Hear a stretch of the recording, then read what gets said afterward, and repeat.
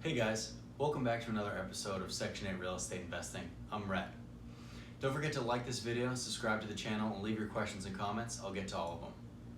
I want to talk to you guys today about something that I've gotten a lot of questions about over the past couple of months, and that's buying foreclosures.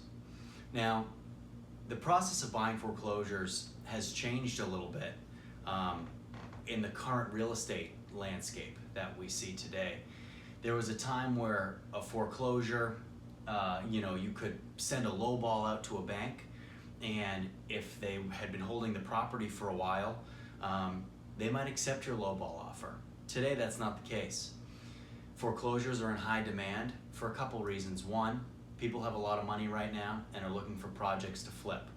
Number two, new homeowners are looking to buy foreclosures to live in them as owner occupants. And number three, the court systems are a little bit slower right now because of COVID.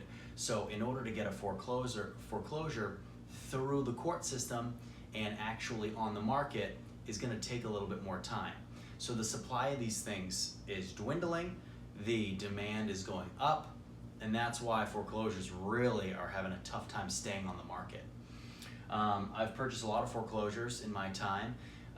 What I used to do was choose a couple different foreclosed properties that I was looking at, send out very lowball offers to all of them, and see if I could negotiate with a bank. That's a huge thing, and we're going to talk about that right now, is negotiations.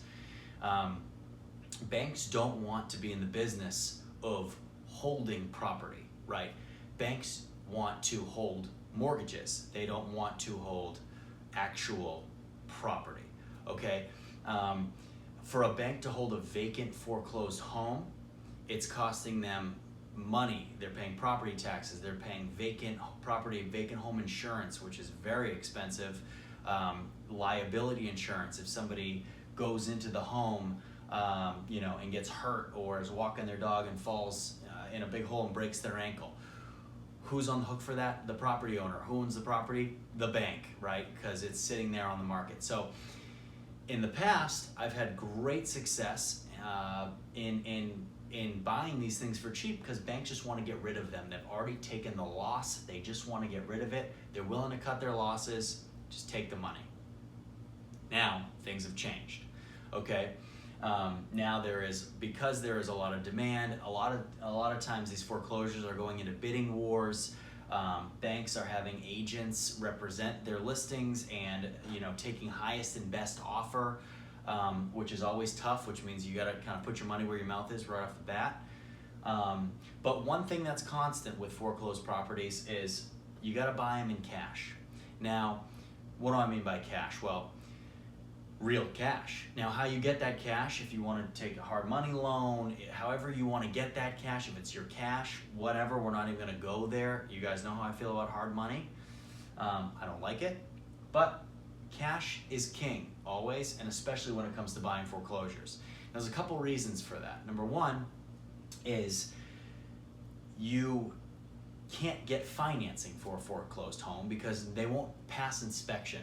Right? A lot of times, I would say 95% of the time, there is a major defect with the home that needs serious tending to. Now, that could be, the property could have sat on the market for years and before it hit the market. Not the market, it could have been sitting just vacant for years before it hit the market, right? It could have busted pipes, it could have a bad septic tank, it could have serious interior damage, it could have gotten broken into, somebody could have stripped it of copper, right? It's not going to pass inspection. You can't get financing on that sort of thing. So you got to buy them in cash, okay? Banks usually won't even look at your offer that you submit unless you have a rehab loan and you're going to be an owner occupant. Those are usually the only times that you can get financing on something like this. So for example, it's your first home, you want a fixer-upper, you get financed to buy the property, and you also get a certain amount of financing to rehab the home.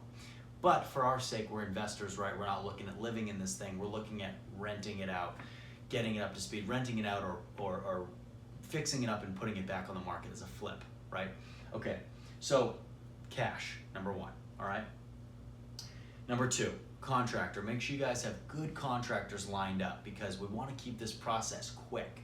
A lot of times on these foreclosures, these contracts are going to be pretty straightforward. The bank's going to say, hey, you're buying it, you're taking it. We'll give you a couple days to inspect it. Otherwise, there's no other contingencies on this contract, right? So it's good to have a good contractor lined up, somebody that you've worked with before, somebody that comes very highly recommended, somebody that knows what they're doing, okay?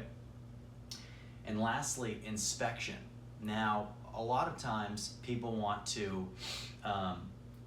oh, there's a foreclosure for sale, right? Let's go check it out, okay? Let's look at it. I'll bring my contractor with me, okay? If you're an investor that's looking at a lot of these things, right? Unless you're paying your contractor for their time, which we've discussed, they're very busy right now, okay?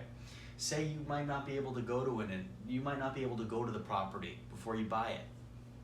It's not the worst thing to get it under contract for a price that you like, and then during the inspection period, 5 days, 10 days, whatever you negotiate, bring your contractor, have them give you a quote, okay?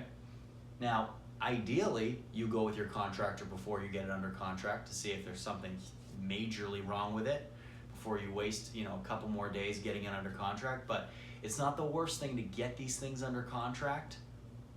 Then during your inspection period, go with your contractor, walk through it, get a quote. If it's too much money, if there's a huge problem you don't want to deal with, walk away, right? You have that inspection contingency in those contracts, and make sure every contract you sign does, even if it's a foreclosure, right? Inspection contingencies, meaning if it doesn't pass your inspection, right? Not a home inspection, right? From a company, none of that. It's an inspection for you, a walkthrough on your end, the buyer.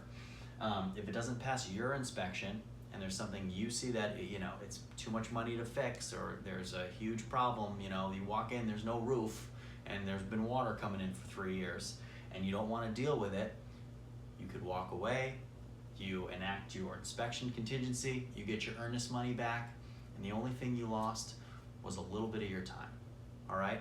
So that is buying foreclosures in this current market. Now, a couple years ago, I was buying foreclosures almost every single month, and I was sending out, 50% offers on foreclosures, okay? Specifically in Birmingham, sending out offers, a house would be, they'd be asking $70,000 for it, and I'd say, I'll give you 30, give you 35, right? It brings people to the table. And then sometimes even, people would say, hey, okay, we've been sitting on it for 2 years, take it. You never know. But in this climate, things are a little bit different, okay? They can be great investments, and you can always find diamonds in the rough. Just keep looking. All right, guys? Thanks for watching. I appreciate it. Don't forget to subscribe to the channel, like this video, leave your questions and comments below. Thanks, guys.